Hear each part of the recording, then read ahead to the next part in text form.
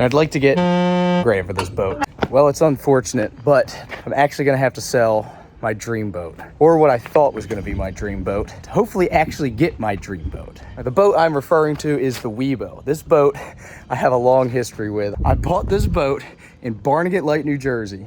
And me and the previous owner, Jamie, who's now a good friend of mine, sailed it down the ocean and then parked it in Cape May. Came back to Cape May with my good friend Chris Fix and my good buddy Riley. We went all the way up the Delaware Bay and then through the C&D Canal and then a third of the way down the Chesapeake to Pasadena. Quite the freaking journey. This boat did amazing. It did not skip a beat. I mean, I'm the crazy guy for buying a boat basically sight unseen and then taking it in not only the ocean, but also through the Delaware Bay, the roughest stuff I have ever seen. We also hit a wave coming out of Barnegat Light that was absolutely mind-blowing. It had to stand 10 feet tall, which I know is not crazy, but for a guy like me in the Chesapeake Bay, I've never seen a 10-foot tall wave. But this boat, I tell you what, was literally built to go through Barnegat Inlet, and it did totally fine. The Webo is an awesome boat. The real bummer is that this boat just has such a good story, and it was a real staple piece of Barnegat Light. I almost felt guilty taking it away from Barnegat Light, but I really thought I could make it work down here in the Chesapeake. So it was built custom by some real craftsmen, and I know this because I've talked to some people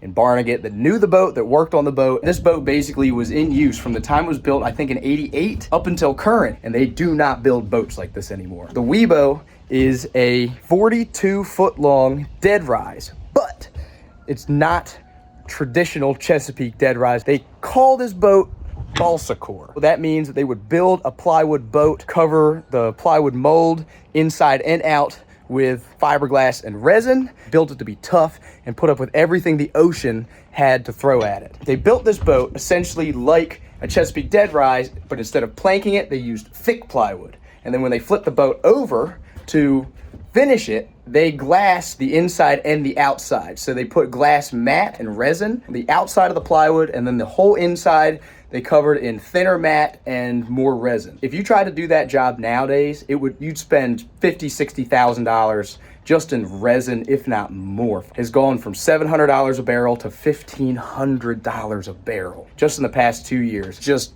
bonkers, which is all part of the story as to why I went to Barnegat Light to try to get a new boat. To get one built is so expensive because the material is just so expensive. And there's not many guys building boats anymore. So Webo was purpose built to haul gill net off the stern out of Barnegat Light. So they would mostly take this boat out in the winter months, and primarily they would target dogfish, which is like a sand shark, and they would target monkfish, which is a bottom dwelling fish. They're about the ugliest thing you ever seen, but apparently they taste great. They also conch potted and lobstered, and that's just what I know of. I'm sure this boat has caught more fish than you'll catch in your whole life, unless you're a commercial fisherman. It's provided a lot of really good lives for a lot of hardworking people's families throughout its life. Truly hope it can continue to do that as a commercial fishing boat. So the fella that built Webo took everything that he liked about a Down East style lobster boat and everything he liked about a Chesapeake Bay dead rise and built it into the perfect boat just to go in and out of Barnegat Inlet and fish relatively close to home. It was a different era when this boat was built of fishing. There was a lot less regulation and you could catch a lot more fish a lot closer. There was less wind farms and sonar sounding, pollution and all things like that. You didn't have to go as far, so boats didn't have to be as fast and they didn't have to haul quite as big a load. But one of the many things that attracted me to this boat was that it was built like a Chesapeake dead rise. It essentially is.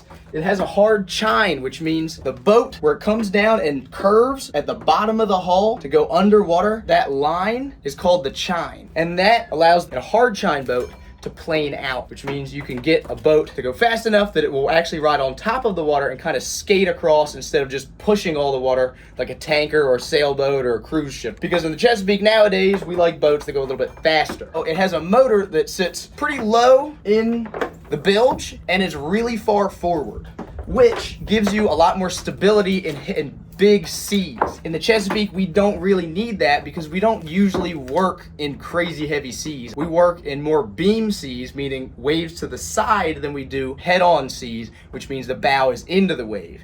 One of the other things I love about this boat is that it is extremely stable and well built. I mean, they did not skip any steps or cheap out at all. Literally Luke proof. It's just made out of straight heavy timbers. That's one of the downfalls of this boat as well. I don't even know what this boat weighs, to be honest, but it's a lot. In the Chesapeake, we tend to need to move a little faster than a lot of these big old boats were meant to move. We need boats that do not draw a lot of water. That is my main problem. This boat has a draft of a little over 3.5 feet, which means there's about 3.5 feet or more of boat underneath the water line.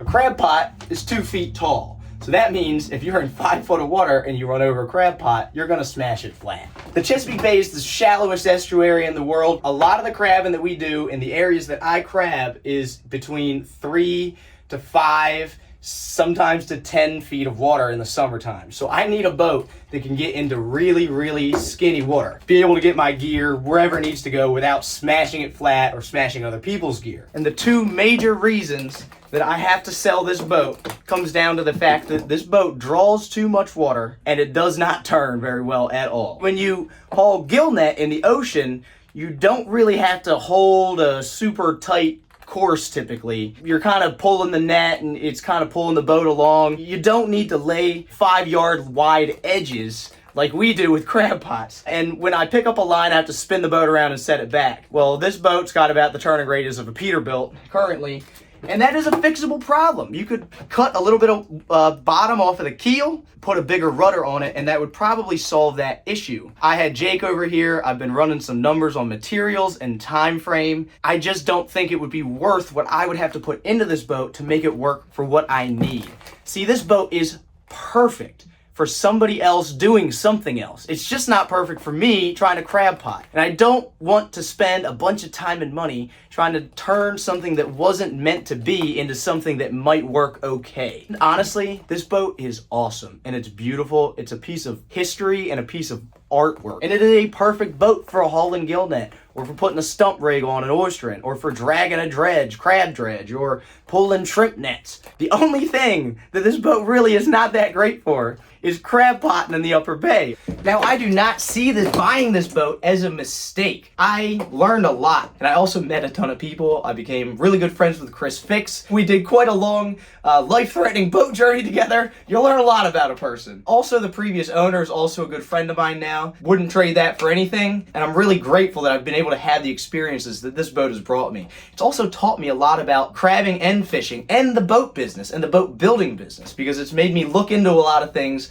that I wouldn't usually look into until circumstance made me. Honestly, it is completely turnkey. I'm not kidding. And unfortunately, I'm learning, actually, this is clearly an example that I'm not learning, but I'm learning that sometimes just because something's cool and it's a good deal doesn't always mean it's gonna work out. This one, I really tried hard. I wanted this boat to work so bad. But this boat really speaks for itself. I'm gonna show you a couple things about this boat that are awesome. We'll start in the cabin here, and this boat is just built like an absolute tank. Everything in here is just solid timbers. The inside of the cabin is fiberglass, which is crazy. Industrial grade everything. Look at the steering wheel. It's solid. I mean, if you were to buy that now, it would be, I guarantee you, $800. Where it's got the helm on the port side, and it has a walk-through cabin. So you open that door, you walk through, and then you can also open this door here, because this boat originally had a giant net reel and a fish box right behind the motor. So you would have all your equipment basically from here all the way to the stern, and so that you didn't have to walk underneath the nets and possibly get caught in them, they made a walk-through cabin so you could walk up here, walk through the cabin and around to the other side to work without getting killed in a gill net. It's also got a solid wood floor. The whole deck is all the same. It's not plywood. This is literally 2-inch thick pieces of, I believe, fur that make up the floor. And that's part of the reason this boat has held up so well, because it's not a plywood floor. It's made out of solid wood. And they even roll caulk in here so it doesn't leak through the floor. This is where they had to cut it up and put new fuel tanks in here a couple years ago. It's got new-ish fuel tanks, and it's got freaking a couple $1,000s worth of these super awesome hatches on here. These hatches are like $600-700 a piece. I know, because I just looked at buying one for the Southern Girl. All these brass hatches, these big giant Freeman hatches. They look like sewer drains. So this boat is made out of solid wood, and it's not rotten at all. There's not one bit of rot in this boat. It's built like a traditionally planked wood boat.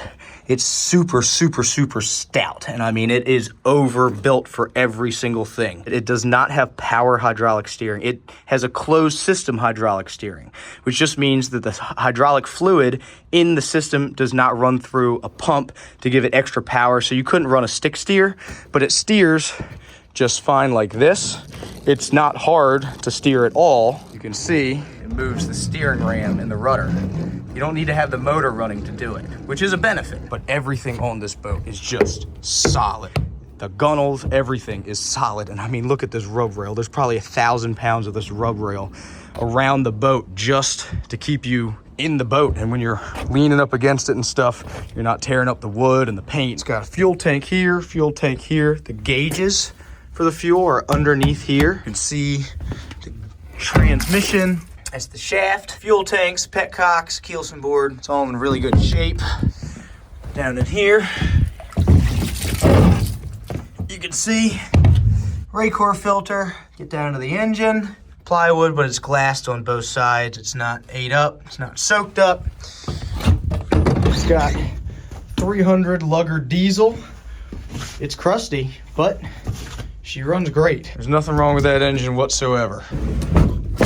I got a compass, got a nice set of Morse controls.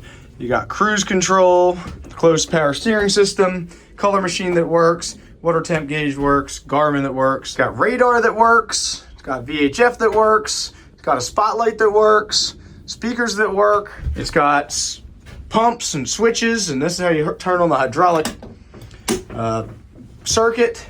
It's got switches that some of these, about half of these do something. It's got battery switch. I'll go into this four-peak hatch. It's got battery bank, motor, battery bank, another battery bank. But if we go down in the cabin, this is where you really can see just how stout this boat is built. Look at all these framing timbers, and they're all fiberglassed on the inside as well. Like I said, that would be almost impossible financially to do these days unless you just had a ton of money. I can just tell somebody took a lot of care in building this boat. I mean, it's got big stainless carriage bolts that brace every one of these braces. Every one of these is through bolted and screwed and nailed. There's even little notches cut out so everything sits flush. These are cut on this crazy angle that confuses my brain instead of just a straight 2x4. I mean, they even took the care to like route the edges of all the sharp corners. It's pretty incredible, to be honest. The craftsmanship, air bleeders, pressure tank for the steering. And if you want power steering, you can just pump it up with this air pump right here. We've got all various parts to fix pretty much anything you'll break. Bus heater, so it does have heat. Inverter. Extra cable, because every boat needs some, and it's all in remarkably good shape. It's not chalky or anything. And I'd like to get 25 grand for this boat. It's a hell of a lot of boat for 25 grand. Running, turnkey, able, ready to work boat for 25 grand. As you can see, my collection's getting quite large, so I need to thin the herd.